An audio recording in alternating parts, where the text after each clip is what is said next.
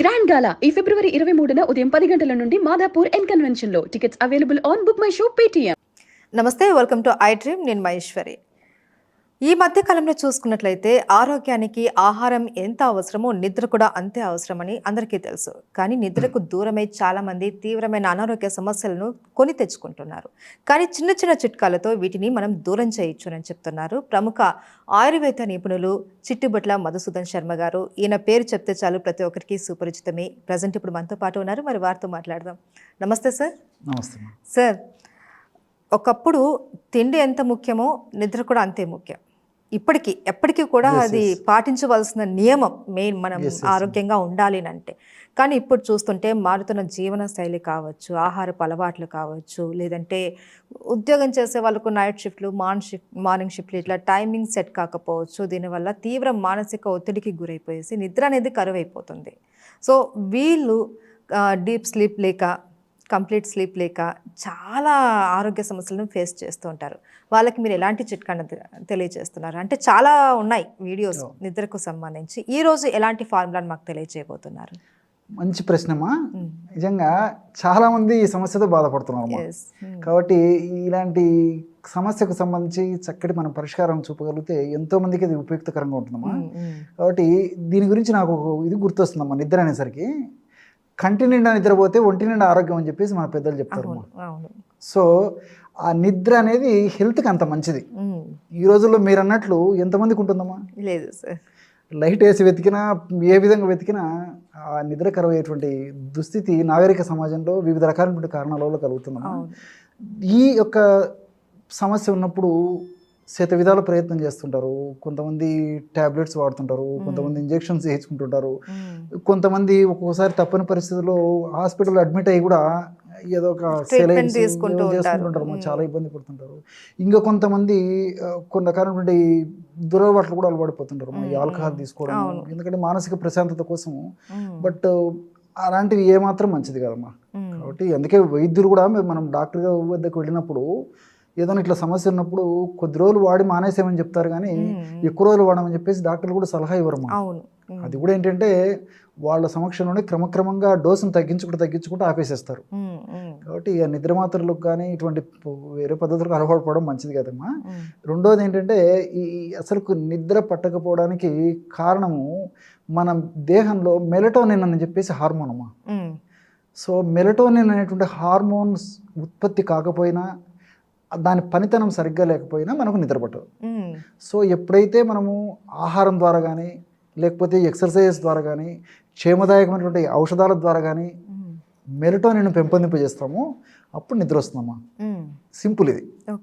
So ఇంతకుముందు నేను చెప్పినట్లు ఈ నిద్ర పట్టక బాధపడేటువంటి వాళ్ళ పరిస్థితి ఎలా ఉంటుందంటే, మరుసటి రోజంతా ఆ ఎఫెక్టు వాళ్ళ దేహం మీద ఉంటుందమ్మా. అంటే ఏకాగ్రత ఉండదు, తర్వాత జ్ఞాపక శక్తిలో అప్ అండ్ డౌన్ అయిపోతుంటుంది, విసుగు, కోపము, చికాకు, ఇలాంటివన్నీ కూడా సరిగ్గా నిద్ర పట్టకపోతే వచ్చేస్తుంటాయమ్మా. ఇంతే కాకుండా క్రమక్రమంగా ఏమవుతుందంటే ఈ నిద్ర సరిగ్గా పట్టకపోవడము, సరిగ్గా నిద్ర పట్టనటువంటి వాళ్ళలో ఒబెసిటీ రావడము, అదేవిధంగా షుగర్ రావడము, బీపీ రావడము, హార్మోనల్ డిస్టర్బెన్సెస్ రావడము, మెదడుకు సంబంధించినటువంటి సమస్యలు, ఈ పెరాలసిస్, ఆల్జీమర్స్, ఇలాంటి సమస్యలు రావడం, టోటల్ హెల్త్ డిస్టర్బ్ అవుతుందమ్మా. అందుకే చెప్తామా, కంటి నిండా నిద్రపోతే ఒంటి నిండా ఆరోగ్యం సూక్ష్మంగా చెప్పాను. అవునవును, అంతే. ఒక పూట తిండి తక్కువైనా పర్వాలేదు, కానీ కంటికి నిద్ర మాత్రం తక్కువ కాకూడదమ్మా. ఎందుకంటే అదే మనం సగం రక్షిస్తున్నాము. ఆ సమయంలో ఏమంటే మన బాడీ రీఛార్జ్ చేసుకుంటుందమ్మా. పొద్దున్న నుంచి శారీరక మానసిక శ్రమ వల్ల అలసిపోయి ఉంటాము. సో ప్రశాంతమైనటువంటి కంటిన్యూ నిద్రపోయేసరికి బాడీ రీఛార్జ్ చేసుకొని మరుసటి రోజు మొత్తం ఎనర్జెటిక్గా తయారవుతాం. సో దీనికి సంబంధించి అనేక రకాలైనటువంటి ఔషధాలు మనకి డాక్టర్ల పర్యవేక్షణలో వాడేటువంటి ఔషధాలు మనకున్నాయమ్మా. అంటే ముఖ్యంగా ఆయుర్వేద ఔషధాల గురించి చెప్తున్నాను. అట్లా కాకుండా గృహ వైద్య రూపంలో మనకై మనం తయారు చేసుకుని క్షేమదాయకంగా వాడుకునేటువంటి ఔషధాలు కూడా ఉన్నాయి. అందరూ వాడుకోదగ్గ ఔషధం చెప్తానమ్మా. కొన్ని ఔషధాలు కొన్ని ఇప్పుడు సర్పగంధ వినింటారు మీరు. ఆ సర్పగంధ అనే ఔషధము చాలా పవర్ఫుల్ మెడిసిన్ అమ్మా. అది డాక్టర్ల పర్యవేక్షణ లాంటివి వాడుకోవాలి, కానీ ఎవరికే వాళ్ళు వాడుకోకూడదమ్మా. అట్లా అనేక రకాల మెడిసిన్స్ ఉన్నాయి ఇవన్నీ. తర్వాత తగరం అని చెప్పేసి ఒకటి ఉంది, అది ఒక మూలిక. ఇలాంటివన్నీ కూడా వైద్యుల సమక్షంలో వైద్యులు నిర్ణయించిన దాని ప్రకారమే డోస్ ప్రకారం వాడుకోవాలని. సొంత వైద్యం పనికిరాదమ్మా. బట్ మనకై మనం తయారు చేసుకోదగ్గ ఔషధాలు కూడా కోకోలలో కాబట్టి ఇవి వాడుకుంటే సరిపోతుంది జనరల్గా. సో దానికి సంబంధించిందమ్మా దాల్చిన చెక్కమ్మా. ఇదైతే ప్రతి ఒక్కళ్ళ ఇంట్లోనూ ఉంటుందమ్మా. దాల్చిన చెక్క మంచిది తెచ్చుకొని మందంగా వండేసేసి బాగా సువాసన, ఎందుకంటే దాల్చిన చెక్క కూడా కల్తీ అయిపోతుందమ్మా. కాబట్టి మంచి దాల్చిన చెక్క విచారించి తెచ్చుకొని దాల్చిన చెక్క చూర్ణం తయారు చేసుకుని ఒక 25 గ్రామ్స్ తీసుకోవాలమ్మా.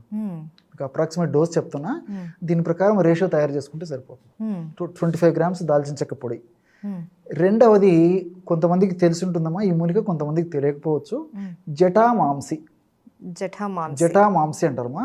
ఇది కూడా మనకు ఆయుర్వేదిక్ షాప్స్ లో ఆ మూలిక వేరు దొరుకుతుంది అమ్మా, తర్వాత పౌడర్ కూడా దొరుకుతుంది. కాబట్టి స్టాండర్డ్ కంపెనీ వాళ్ళు తయారు చేసేటువంటి, ప్రామాణిక కంపెనీ వాళ్ళు తయారు చేసేటువంటి ఫ్రెష్గా తయారైనటువంటి ఆ యొక్క చూర్ణాన్ని తెచ్చుకొని వాడుకుంటే రిజల్ట్స్ బాగుంటాయమ్మా. ఎప్పుడో తయారు చేసింది అయితే కూడా ఆశించిన స్థాయిలో ఫలితం ఉండదమ్మా. అందులో ఉన్నటువంటి కొన్ని న్యూట్రిషనల్ వాల్యూస్ కానీ, ఓరటైల్ ప్రిన్సిపల్స్ కానీ, మెడిసినల్ వాల్యూస్ కానీ తగ్గిపోతాయి. కాబట్టి కొద్ది గొప్ప పని చేయొచ్చు కానీ ఆశించినటువంటి రిజల్ట్స్ రావు. కాబట్టి ఫ్రెష్గా వాడుకోవడం మంచిదమ్మా. తర్వాత మూడోది ఏమంటే అశ్వగంధ. మీరు వినే ఉంటారు, అశ్వగంధ చాలా మందికి తెలిసినటువంటిది కదమ్మా. అశ్వగంధ చూర్ణము ఒక 100 గ్రాములు తీసుకోవాలమ్మా. అంటే జటామాంసి చూర్ణం 50 గ్రాములు తీసుకోవాలి, అశ్వగంధ చూర్ణం 100 గ్రాములు తీసుకోవాలి. మళ్ళీ ఒక్కసారి చెప్తానమ్మా, దాల్చిన చెక్క చూర్ణం 25 గ్రాములు, జటామాంసి చూర్ణం 50 గ్రాములు, అశ్వగంధ చూర్ణం 100 గ్రాములు. ఈ 3 చూర్ణాలు బాగా కలిపేసేసి ఒక గాజు సీసాలు నిల్వ ఉంచుకోవాలమ్మా. దీన్ని రోజు రాత్రిపూట ఒక 1/2 టీ స్పూన్, అంటే 2.5 గ్రాము అమ్మా, అంతకంటే అవసరం ఉండదు, స్వచ్ఛమైన తేనెతో కానీ, ఏదైనా ఈ రోజుల్లో తేనె వాడాలన్నా భయపడుతున్నారు కొన్ని కారణాలు, కల్తీ ఒకటి, షుగర్ పేషెంట్స్ వాడగలిగి మంచి దొరికితే వాడుకోవచ్చు. లేకపోతే ఒక కప్ ఆఫ్ మిల్క్, ఒక 100 ml మిల్క్లో కలుపుకొని తీసుకుంటే సరిపోతుంది అనమాట. ఈ విధంగా రాత్రిపూట రోజు కొన్నాళ్ళ పాటు వాడుకుంటే ప్రాబ్లం సాల్వ్ అయిపోతుందమ్మా. రెండవది ఏంటంటే, వాడినటువంటి రోజే మాకు రిజల్ట్స్ రాదనేటువంటి నిరుత్సాహపడకూడదమ్మా. ఎందుకంటే బాడీలో కొన్ని మార్పు వచ్చేదానికి ఒక 5 రోజులు 6 రోజులు శరీర తత్వాన్ని బట్టి ఉంటుంది కాబట్టి కొంత వ్యవధి అవసరం.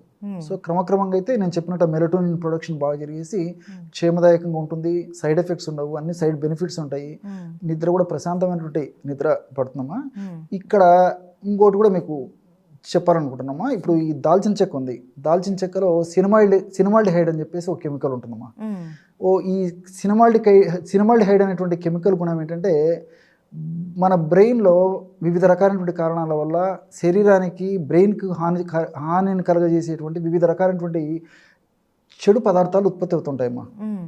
సో ఆ యొక్క చెడు పదార్థాలను ఉత్పత్తిని తగ్గించి, ఆ చెడు పదార్థాలు బ్రెయిన్లో ఉన్నటువంటి కణాలను దెబ్బతీయకుండా ఈ దాల్చిన చెక్క ఉన్నటువంటి ఈ సినిమాల్డిహైడ్ ఉపయోగపడుతుందమ్మా. సో ఇప్పుడు మానసిక ఒత్తిడి ఉంటుందమ్మా, ఒత్తిడి లేని వాళ్ళు ఎవరు. సో మానసిక ఒత్తిడి ఉన్నప్పుడు జనరల్గా ఆ ప్రభావంతో దీర్ఘకాలికంగా అయ్యేసరికి బ్రెయిన్లో కొన్ని రకాలైనటువంటి అబ్నార్మాలిటీస్ వచ్చేస్తాయి. సో ఇది అటువంటి దోషాన్ని తొలగించేస్తుందమ్మా. అది ప్లస్ పాయింట్. ఇవన్నీ అందుకే చెప్తే కదమ్మా, అన్నీ ఈ సైడ్ బెనిఫిట్స్ అమ్మా, ఇవన్నీ నాట్ సైడ్ ఎఫెక్ట్స్. రెండోది ఏమంటే అశ్వగంధ, రెండోది వచ్చేసి జటామాంసి. జటామాంసి కూలింగ్ ఏజెంట్ అమ్మా. ఇది బాడీని కూల్ చేసేస్తుంది, మనసును కామ్ చేసేస్తుంది, హీట్ చేసేస్తుంది, మెదడును చలవ చేస్తుంది. ఇందులో నార్డోస్టాకిన్, జటామాంసం, కొన్ని వోలటైల్ ఆయిల్స్, ఇవన్నీ కూడా ప్రత్యక్షంగానో పరోక్షంగానో మనసును ప్రశాంతపరచడమే కాకుండా ఈ మెలటోనిన్ ప్రొడక్షన్ కూడా ఉపయోగపడతాయమ్మా.